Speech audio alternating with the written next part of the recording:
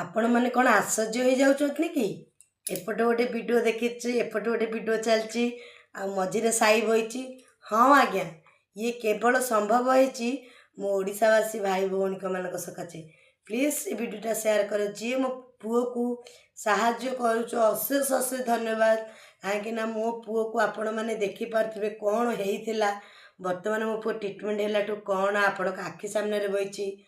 आपण मानकर भी छुआ मानकर कार यदि फिट्स मार्ची ब्रेन ग्रोथ होनी कि डेवलपमेंट होनी आपण मैंने भी आपण मानक छुआ मानकर खास करी बड़ लोक मानकर घरे बसी बसी ट्रिटमेंट हो पारे।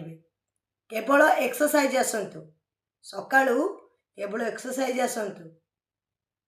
आज्ञा मु भी गरीब दुखी लोक मो पाखे भी पैसा पतर नाला मुझे सोशल मीडिया रे साहाଯ୍य मागी मागी केते 2000 टकर गोटे प्रोटीन के 3000 टकर गोटे कैल्शियम गोटे 1000 टकर आयरन एमती धीरे धीरे धीरे आणिकी एक्सरसाइज रेगुलर कलाठू मो पिला धीरे धीरे भल होउची।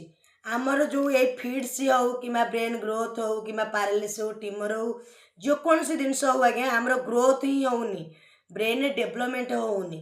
आपण आमर ठीक गाइडलाइन ही दरकार।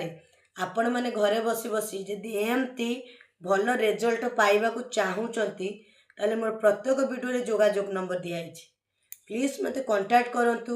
आपण सखाळू एक्सरसाइज करंतु से पिला को ताकई धरिक देखिबे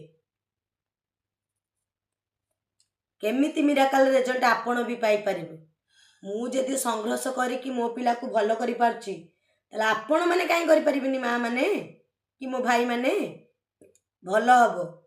बस संघर्ष मनरे दृढ़ शक्ति विश्वास एतिकी जदि करिवे आपण माने भी घरे बसी बसी आरोग्य होई परिबे।